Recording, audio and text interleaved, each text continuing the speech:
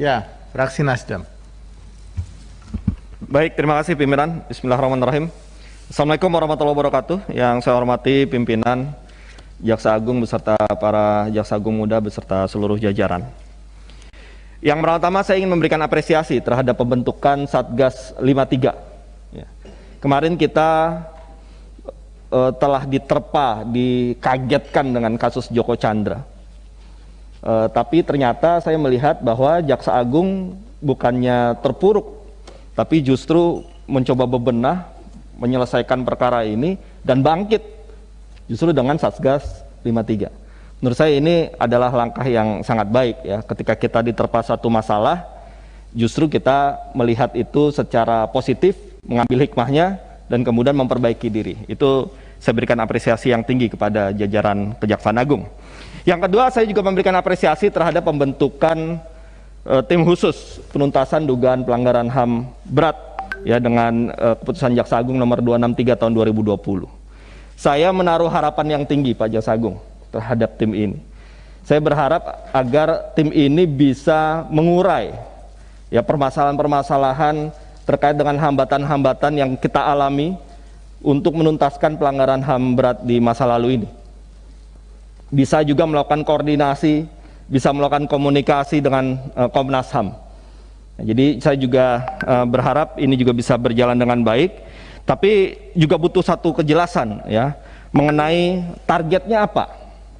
Kemudian ruang lingkup kerjanya seperti apa saja, dan jangka waktunya apakah bisa ditentukan ataukah mengalir saja dan sebagainya. Ini mungkin bisa dijelaskan lebih lanjut mengenai rencana-rencana terkait dengan kerja dari tim khusus penuntasan dugaan pelanggaran HAM berat ini. Yang ketiga, terkait dengan putusan Pengadilan Tata Usaha Negara nomor 99 tahun 2020 yang diajukan oleh Ibu Sumarsih dan Ibu Hokim Ngo. Ya, Ibu Sumarsih ini adalah ibunda dari Wawan, korban Semanggi 1, dan Ibu Hokim Ngo ini adalah ibunda dari Yunhab, korban Semanggi 2, yang telah ada amar putusannya, di mana dalam amar putusan itu salah satunya ada 4 amar ya, tapi yang poinnya adalah di poin 3, mewajibkan tergugat ya, Jaksa Agung untuk membuat pernyataan terkait penanganan dugaan pelanggaran HAM berat Semanggi 1 dan Semanggi 2 sesuai dengan keadaan yang sebenarnya dalam rapat kerja dengan Komisi 3 DPR RI berikutnya, sepanjang belum ada putusan atau keputusan yang menyatakan sebaliknya. Kalau kita lihat amar putusan ini kan sebenarnya bagus ya, tidak ada masalah. Justru itu adalah tugas dari Jaksa Agung dan Kejaksaan Agung untuk menyampaikan segala hal terkait dengan persoalan ini di dalam rapat kerja Komisi 3.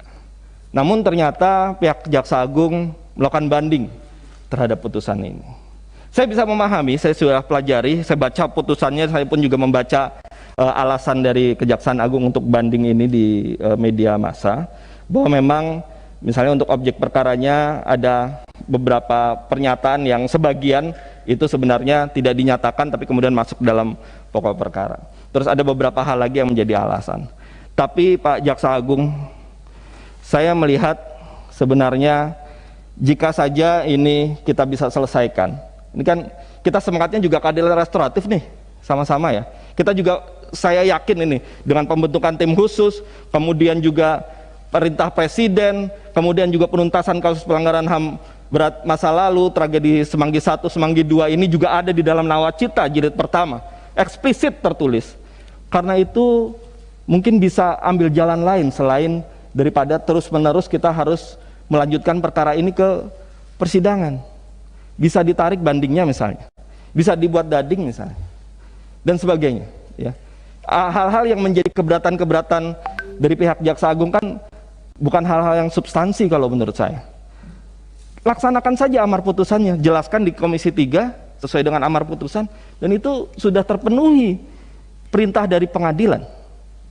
Nah, oleh karena itu Pak Jaksa Agung, saya berharap sekali kita coba cari jalan lain ya.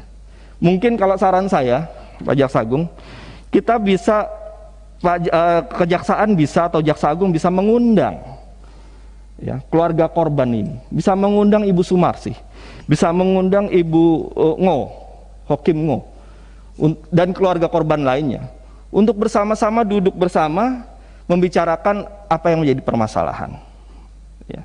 Saya selaku pribadi siap juga untuk menjembatani jika dibutuhkan, atau bahkan Komisi 3 pun menurut saya apabila nanti kita bisa bicarakan, bisa difasilitasi, tentu juga sangat baik. Kalau saya lihat, kalau misalnya Kejaksaan Agung yang menjalankan tugas dan fungsi negara untuk menuntaskan pelanggaran HAM masa lalu harus berhadapan dengan korban di pengadilan, itu ironi, sayang sekali. Janganlah. Harusnya kan Kejaksaan Agung bersama-sama dengan korban mencari jalannya.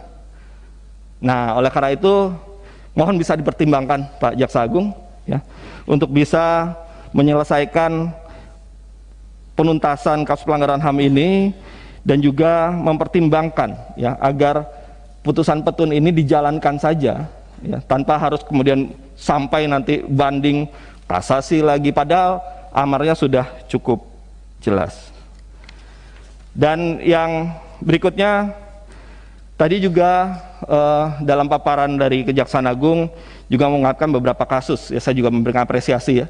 Ada kasus Asabri, kasus Jiwasraya sudah selesai, ada kasus BPJS juga, yang ini juga akan menjadi heboh kalau menurut saya, bisa menjadi satu sorotan publik juga. Dan harapan kita semua tentu penanganan kasus-kasus ini bisa mengembalikan kepercayaan publik bahwa penegakan hukum dalam rangka untuk mengembalikan kerugian negara itu bisa benar-benar kita harapkan dari kerja-kerja Kejaksaan Agung. Nah, untuk kasus BPJS ini apakah ada kaitannya dengan Jiwasraya?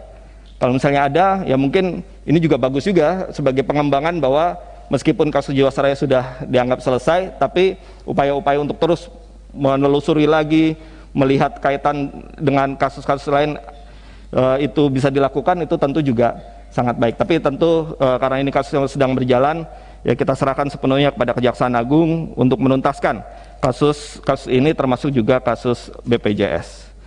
Demikian Pak Jaksa Agung, saya mohon terkait dengan kasus pelanggaran HAM berat ini, saya bersedia kapanpun untuk menjadi jembatan dan fasilitator, karena kebetulan juga komunikasi saya juga cukup baik dengan para keluarga korban. Pimpinan, kalau masih ada waktu boleh dikasih waktu juga yang lain? Ya, atau nanti setelah PKB kita. Baik, terima kasih. Wassalamualaikum warahmatullahi wabarakatuh.